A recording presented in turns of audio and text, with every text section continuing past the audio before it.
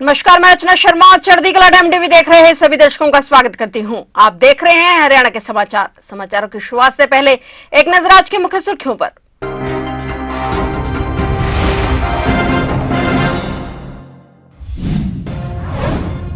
हरियाणा नगर निकाय चुनाव में प्रचंड जीत पर बोले गृह मंत्री। मोदी और शाह ने की सीएम सैनी की तारीफ, सीएम नायब सैनी को दी बधाई। वॉकआउट के बाद भूपेंद्र हुड्डा ने की प्रेस कॉन्फ्रेंस। हुड्डा ने सीएम सैनी पर साधा निशाना। हरियाणा विधानसभा के बजट सत्र का आज 5वां दिन।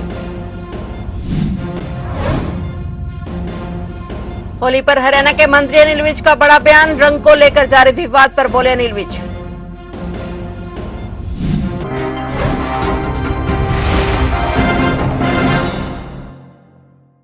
और अब समाचार विस्तार से।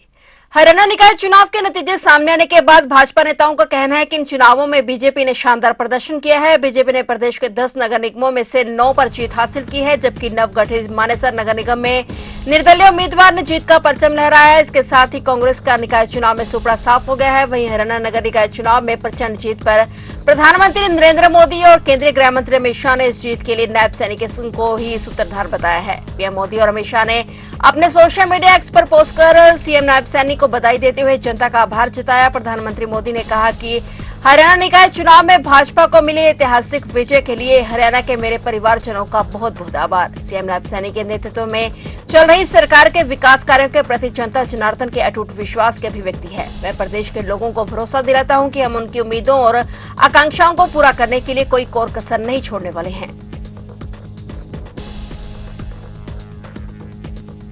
मुख्यमंत्री नायब सिंह सैनी ने विधानसभा में स्थानीय निकाय चुनाव परिणामों पर प्रतिक्रिया देते हुए कहा कि नतीजों ने यह साबित कर दिया है कि हरियाणा की जनता विकास, पारदर्शिता और सुशासन के साथ है। उन्होंने कहा कि इन चुनावों में जनता ने बड़े बहुमत के साथ प्रदेश के नॉन स्टॉप विकास के लिए शहरों को तीसरा इंजन दिया है। और मुख्यमंत्री ने कहा कि विकसित भारत के स्वप्न को साकार करने के लिए मार्ग में ग्रामीण अंचल के साथ साथ शहरों की एक बड़ी जिम्मेवारी है। उन्होंने आशा व्यक्त करते हुए कहा कि इस नए चुने हुए नेतृत्व में शहरों की सरकारें जन आकांक्षाओं के अनुरूप विकास कार्य और जन सेवा को और अधिक गति प्रदान करेंगी। हरियाणा में 9 निगमों, 5 नगर परिषदों और 23 नगर पालिकाओं के प्रधानों और 644 वार्डों के चुनावों की अधिसूचना जारी की थी। ये चुनाव बिल्कुल निष्पक्ष और शांतिपूर्वक ढंग से संपन्न हुए हैं। इसके लिए मैं प्रदेश की जनता, राज्य चुनाव आयोग और चुनाव की प्रक्रिया से जुड़े अधिकारियों व कर्मचारियों का इस महान सदन की ओर से, सरकार की ओर से और अपनी ओर से धन्यवाद करने के लिए मैं खड़ा हुआ हूं।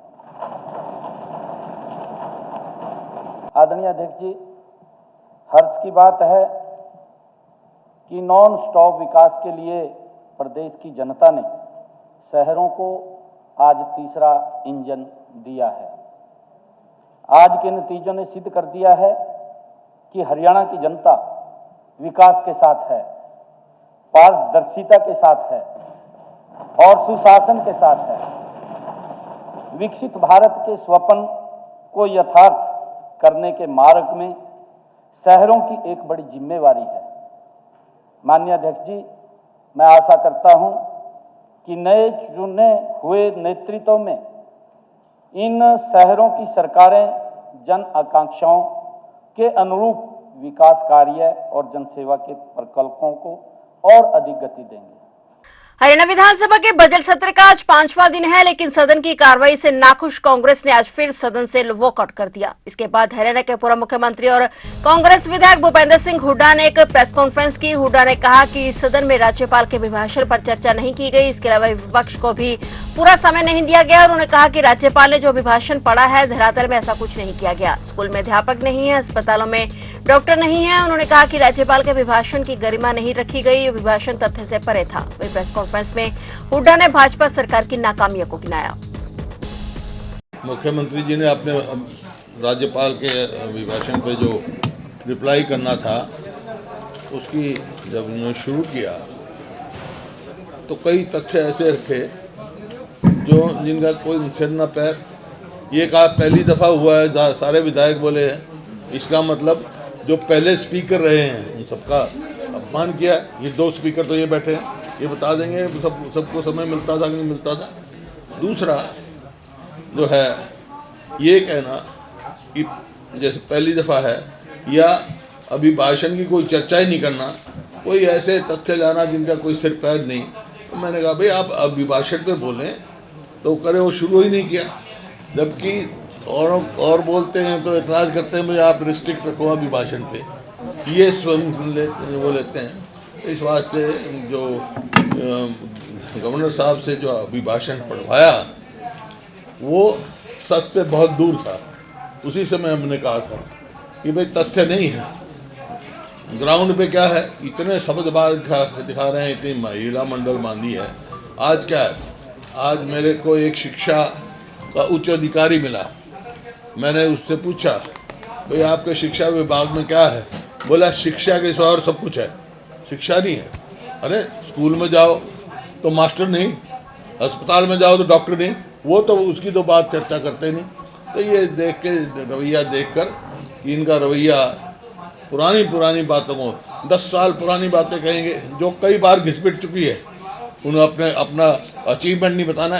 एक साल हो गया उनको, आज 1 साल इस सरकार को हो गया, मुख्यमंत्री जी को बने, कम से कम उनको ये बताना चाहिए था मैंने 1 साल में ये कर दिया, मैंने बिजली का वो 1 यूनिट पैदा कर दिया, हमने 1 पोल मेट्रो का लगा दिया। कोई ऐसी बात करें 26,000 नौकरियाँ तो रोक के रखी। ये कब सिलेक्शन हुई थी, कब के लगे हुए थे, कभी 26,000 कहते, कभी 24,000 कहते। HKRM लगा रखा है जिसमें ना कोई मेरिट है, सिर्फ भ्रष्टाचार का अड्डा है, ना कोई इसमें रिजर्वेशन है। तो इस किस्म की ये देख के कि भाई इस अभिभाषण में गवर्नर साहब की गरिमा नहीं रखी गई, उनसे जो कहलवाया गया वो तथ्य से परे था।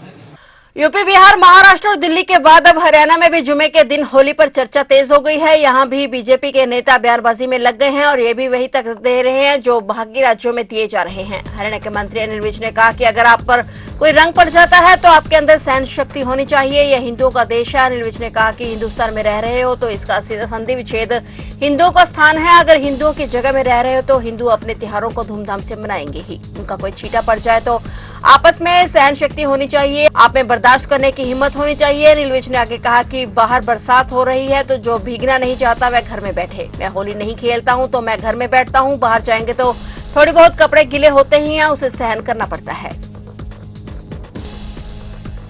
हरियाणा के गुरुग्राम में स्थित किंगडम ऑफ ड्रीम में भीषण आग लग गई। आग पर काबू पाने के लिए दमकल विभाग की कई गाड़ियां मौके पर पहुंची। बताया जा रहा है कि आग किंगडम ऑफ ड्रीम्स की कल्चर गैलरी में लगी। सूचना मिलने पर दमकल विभाग की टीमें मौके पर पहुंचकर आग बुझाने में जुटी। फिलहाल आग लगने से पीछे का कारण नहीं समझ आया, लेकिन आग की वजह से किंगडम ऑफ ड्रीम का अधिकांश हिस्सा जलकर राख हो गया। मौके पर दमकल कर्मी आग बुझाने में जुटे। इसके अंदर रखा फर्नीचर और अन्य सामान आग की चपेट में आ गया। बता दें कि गुरुग्राम स्थित किंगडम ऑफ ड्रीम्स लंबे समय से बंद पड़ा था। बंद होने के चलते यहां कोई नहीं रहता था, इसलिए आग लगने से किसी के हताहत होने की खबर नहीं है। इसकी सुरक्षा में लगे गार्ड भी सुरक्षित हैं।